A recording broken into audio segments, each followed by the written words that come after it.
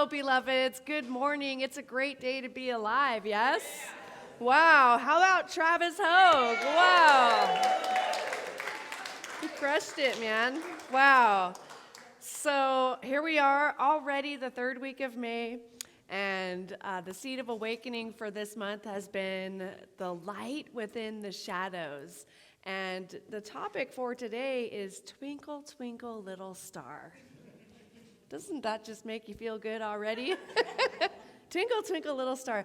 Now, did you ever notice that stars shine the brightest against a backdrop like the evening sky? Yeah, right? The brilliance of each star is illuminated and magnified by its companion of darkness, yes? So the star's beautiful glow calls forth the night's deep richness, as together they co-create a crisp, sharp, and shiny magnificence. Think about that, right? Think about the way that they work together to create this beauty, and how this is also true for us internally. Can we actually see how the dark places within us call forth a beautiful glow of the truth of who we are? It makes it kind of fun when especially if and when you're experiencing darkness, because you can remember that, the complementary part of this is that I'm going to shine real bright pretty soon, right? And that feels good. So that's the essence of the talk today, is that light and dark actually coexist together and cradle each other in support, and that there isn't one without the other. So they each have their own traits and characteristics, right? And they may seem to operate independently, but they're actually a pair that are working in unison, complementing each other within this spectrum. Now, we've mostly been taught to embrace the light as good and to avoid the darkness as something that is bad, given its unknowns and the mystery. However, the two work together in a powerful synergy. There must be something good out there. Like, what's going on out there? Oh, yeah, perfect. I love it. So last week, if you recall, I spoke about the seed, right? So when we plant seeds in soil, we actually plant a seed in the soil. It goes into the darkness, yes? And the seed isn't like, oh, God, it's dark in here. Get me out. The seed is just in there, and it's absorbing the nutrients of the soil, and then there's water that comes to it, and it's absorbing that water, and it's like being prepared for something, right? The seed is in the dark, but it's being prepared for something until the day finally comes where it shoots up above the ground, and it's like green or whatever color it is, and it's got a leaf or two, or it's a sprout, whatever, right? But there comes a time, and that's when it comes above the ground, and there's light, and it's new. But it couldn't have germinated in the way that it needed to without being in that dark. And so I know we can all relate to that little seed, right? There have been times when we've been in the dark, and we may even felt like, is there ever going to be light? And there was, right? The light returned. It may have been different, but the light returned. And so that is a promise for us, that the light will always return no matter what, So the seed descends into the darkness or the creative medium or the soil, just like the caterpillar spins itself into a cocoon, plunging into the depth of darkness to be transformed, right? Yeah, the caterpillar, that's a whole different sermon. Very interesting, right? So stars shine in the daylight, but we can't see their twinkle. Like, there are stars out there right now. The stars are still shining, but we can't see them. And we can only see them with the darkness of night. And so it's also a reminder that the water in the ocean is always glistening and sparkling, and how convenient that we have this lake out here. There's always a glisten and a sparkle, but we cannot see it without the illumination of the light, right? And so there's this complementary partnership. That's the call for us to recognize and remember. There's this complementary partnership that creates this beauty that we get to behold, and that creates this illumination that we get to see as a contrast, right? How cool is that? That's a new way to look at it, isn't it? How cool is that? While it may seem that one overpowers the other, actually one cannot be seen without the support of the other. So dare I say, we cannot know joy unless we have known the darkness. Or she or he or they who have known the greatest darkness will know the greatest light. Just like whoever has experienced the most doubt will also experience the greatest faith. Right? That feels good to know. So, we can appreciate both, welcoming the levity of the light and the depths of the darkness to create balance and wholeness. Now, I'm going to invite you all this week to have some fun with your shadow. We talked a little bit about your actual shadow, like when you're outside and you see it, and I joked about my husband Travis and how his shadow is huge. It's like giant. It's like 10 feet long. He's really tall though, and then he said my shadow was pretty huge too, and maybe Tom's also is, and anyway, have some fun. Notice your shadow, but also, do you remember ever playing like the shadow puppet game? You know? Yeah, right. Gina's got it going. So the only one I could ever really do was like Kermit the Frog is this one. Oh, she's got a butterfly back there. Yeah. Have some fun where you find yourself with light and a light where you can put your hands in front and make these shapes and begin to see and really play with that so you can begin to understand what it's actually revealing about your true self, right? So we have these shadows that we see. Our shadow is with us everywhere we go. We may not see it, though, depending on the time of day and where we're at in the world. We might not see our shadow, but it's always with us. It's always with us. So we want to embrace that shadow and love ourselves and have some fun with shadow puppets. So, Twinkle, twinkle, little star. Join me if you know the words. Twinkle, twinkle, little star, how I wonder what you are. Up above the world so high, like a diamond in the sky. Wow. I know, different words, but did you know there's more words to that song? When the blazing sun is gone, when he nothing shines upon, then you show your little light. Twinkle, twinkle, all the night. Then the traveler in the dark thanks you for your tiny spark. He could not see which way to go if you did not twinkle so. In the dark blue sky you keep, and often through my curtains peep, for you never shut your eye till the sun is in the sky. 'Tis your bright and tiny spark lights the traveler in the dark. Though I know not what you are, twinkle, twinkle, little star. Join me again. Twinkle, twinkle, little star, how I wonder what you are. Up above the world so high, like a diamond in the sky. Twinkle, twinkle, little star. Yeah.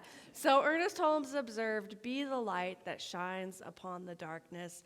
You know what I really loved about that, the additional verses in that song or lullaby, the traveler in the dark. Thanks you for your tiny spark, right? He could not have found his way had it not been for that little spark.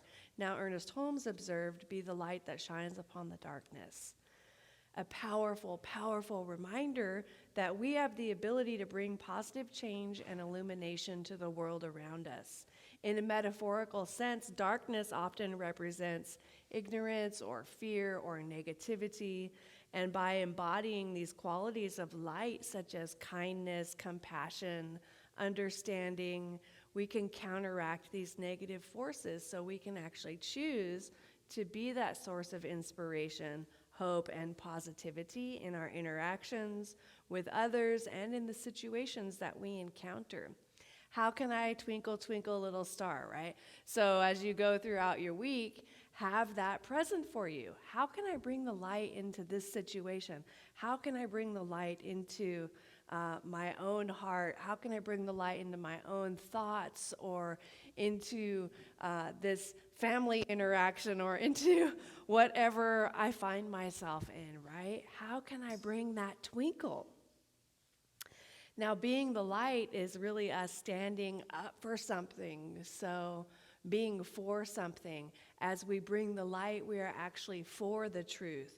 We are actually for being a way shower and being one who is showing the way for others and helping to dispel the things like doubt and fear and despair, right? So it's remembering that each of us has this capacity to make a difference, no matter how small or large that difference is in the lives of others and in our own lives, you know? Twinkle, twinkle, little star.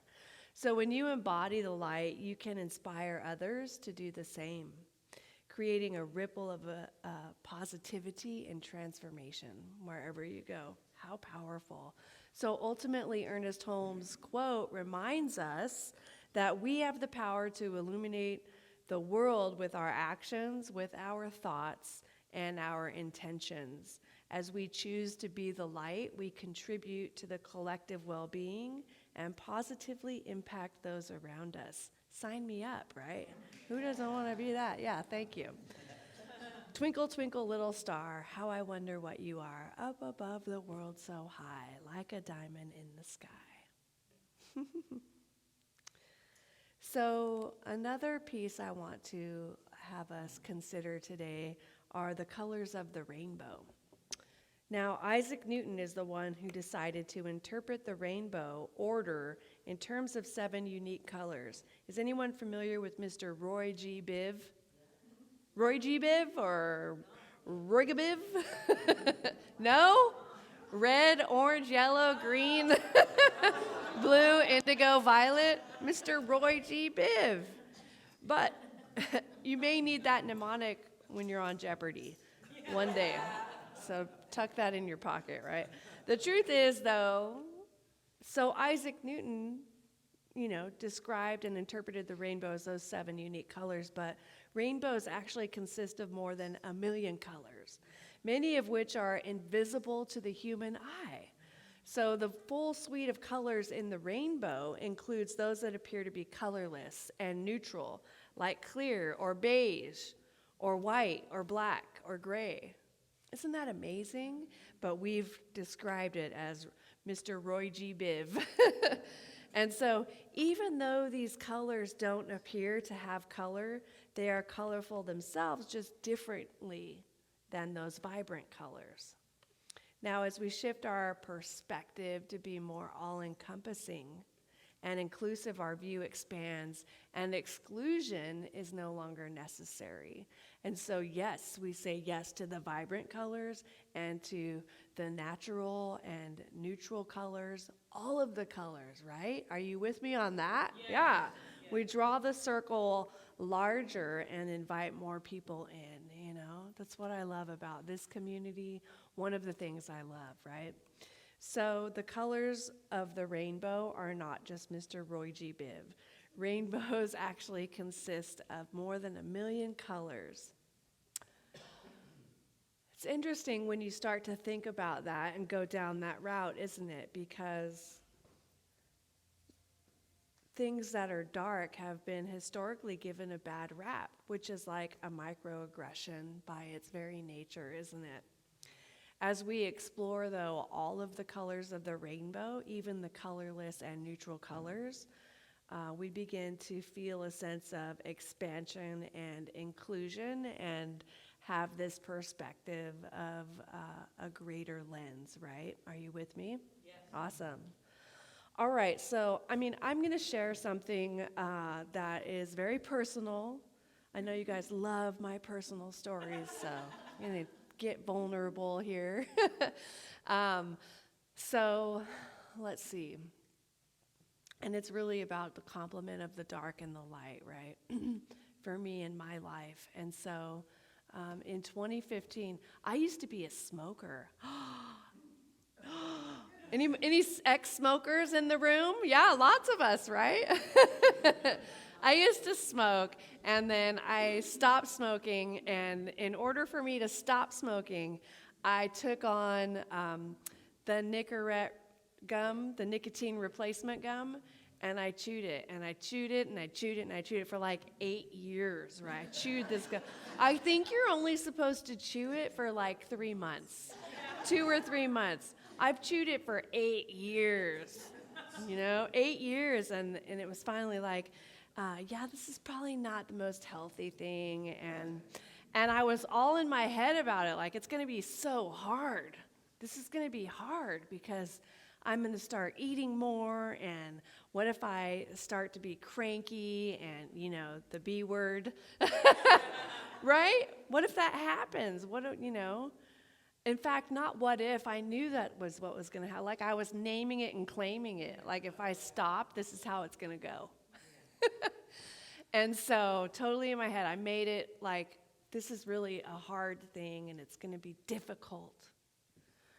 And then I was doing some integrative NLP coaching that I know I've shared with you guys, and which is really about going into the unconscious and having the unconscious answer questions about my feelings around things. And it was really funny. One of the questions was, what's it going to take to have you stop? And I actually responded, hospitalization.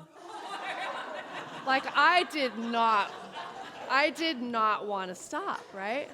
What? Isn't that weird? We're funny little beings, aren't we? Yeah. I did not want it to end. And then I was just and then all of a sudden I said, yeah, okay, this is it. We're going to be done, and I'm done. And that was it. It's only been 2 weeks too, right? It's been 2 weeks, okay? And I feel good.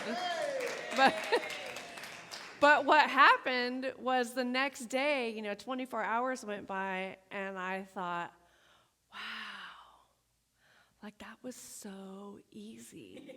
1 minute I'm chewing the gum, and then the next minute I'm not, and nothing bad happened. Like, I didn't die. I didn't go out and get a dozen donuts and eat them all. I couldn't do that if I tried, right? And like nothing bad happened. I was actually okay. So the point of that is, wow, the stories that we make up, right?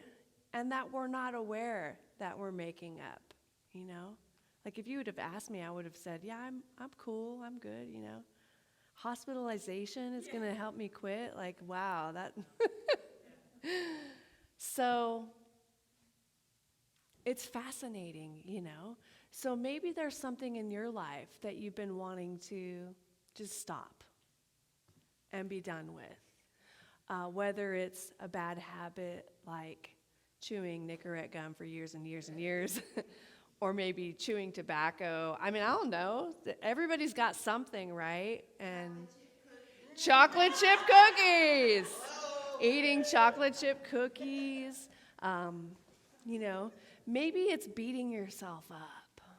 Maybe it's thinking you're not good enough, or you're not smart enough, or you're not skinny enough, or you're not big enough, or you're not muscular enough, or you're too muscular, or too tall, or too thin, or too whatever, right?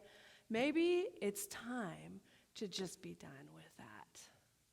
So I invite you to think of something actually in this moment that you can just be done with.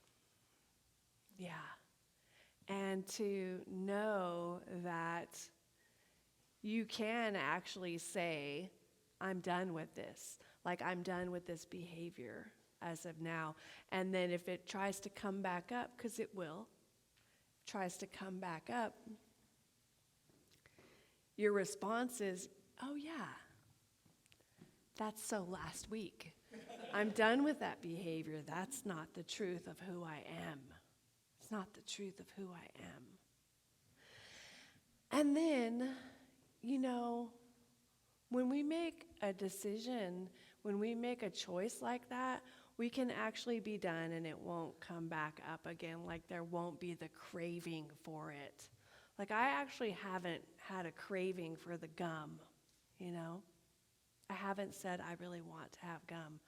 I'm just aware that I've quit it, Yeah.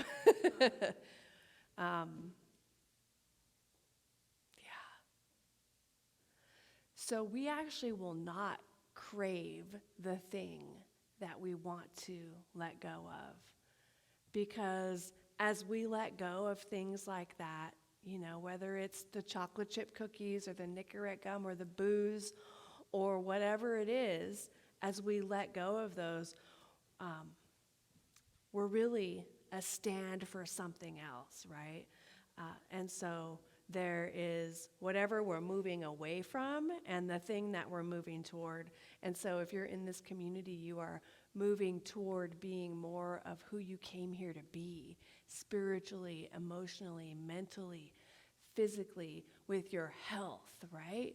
With your spiritual life, with your relationships, with your finances, with your interactions with everyone and the world, with your relationship with the divine or whatever you choose to call it, God, spirit, truth, all of that, yes? And so we're moving toward becoming a greater expression of that. We're moving into becoming more of who we came here to be. And then that which is not like that is easy to just leave behind, Trust me. Trust me, yeah. So there you go. So friends, to wrap it up, stars twinkle brightest against the backdrop of darkness, and the contrast of one accentuates the beauty of the other. The darkness and the light are a pair and dance together seamlessly. Remember that the twinkle of a star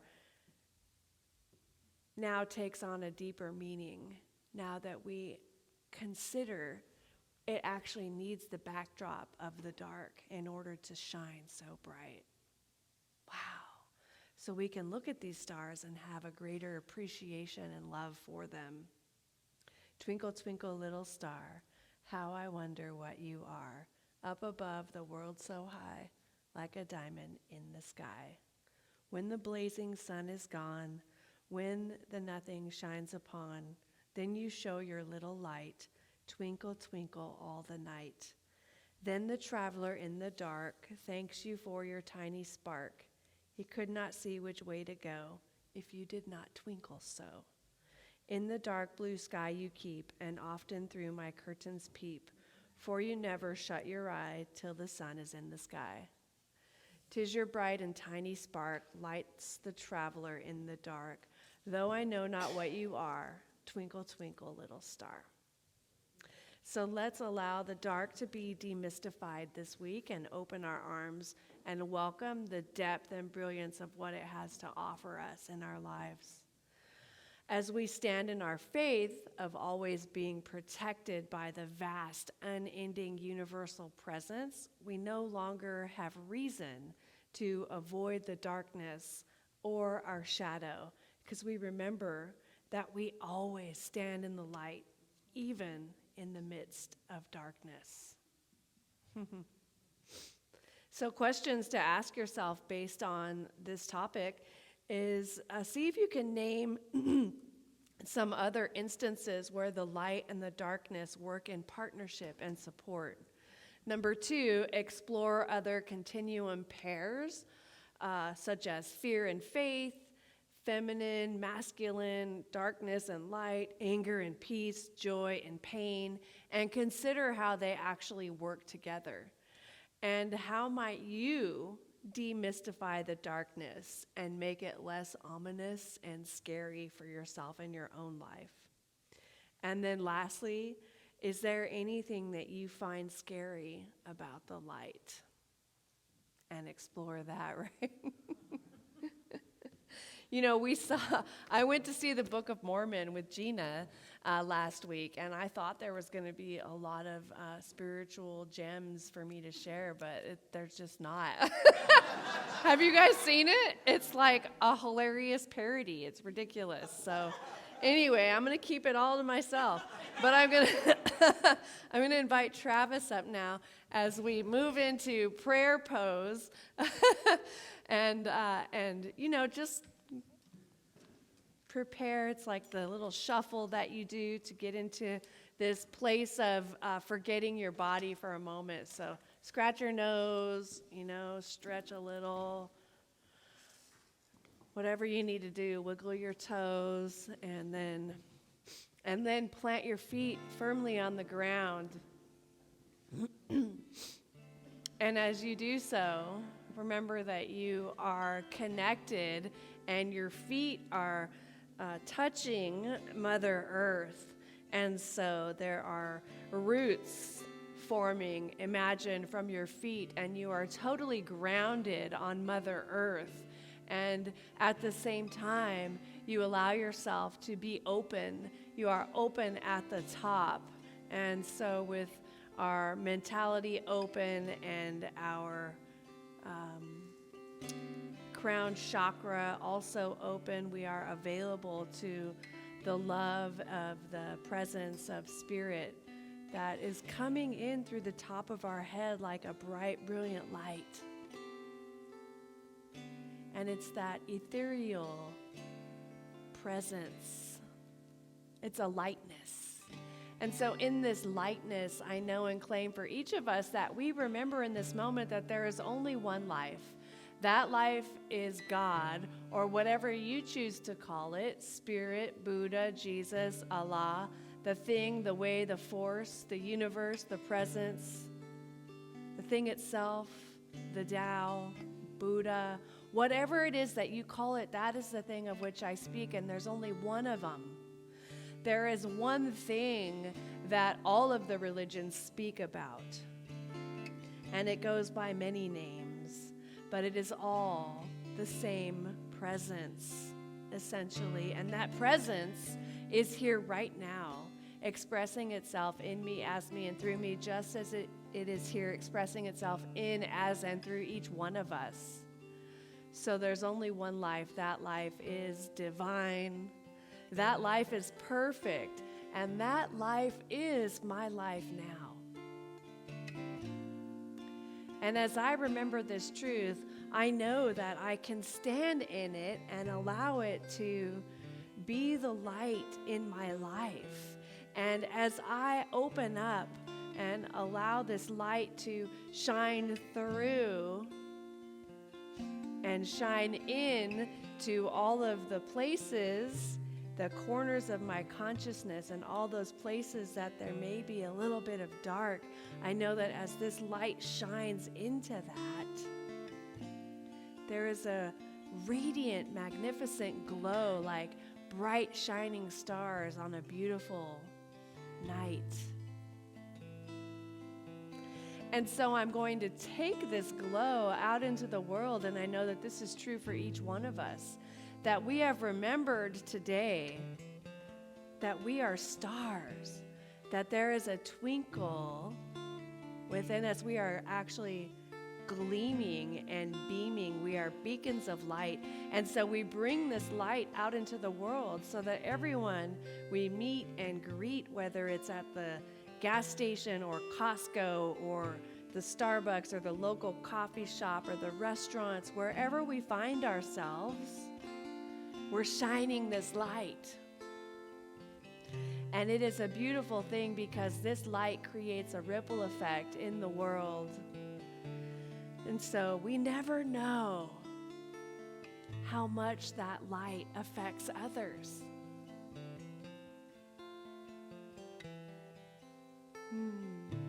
But I'm so grateful in this moment to remember that it does.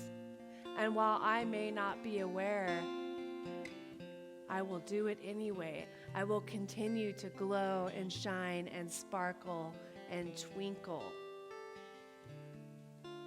And so I'm grateful for this and so much more. I'm grateful that we get to be the stars twinkling in our own lives, in our own consciousness. Oh, it is such a gift. So thank you, Spirit, for this beautiful, magnificent day. I know that there's nothing left that I can say to have this prayer be more complete than it already is, but to simply give thanks and to feel that absolute appreciation wash over my entire body. I'm a star, and so are you. And it is good, so I release this prayer knowing it is so, and so it is. Yeah.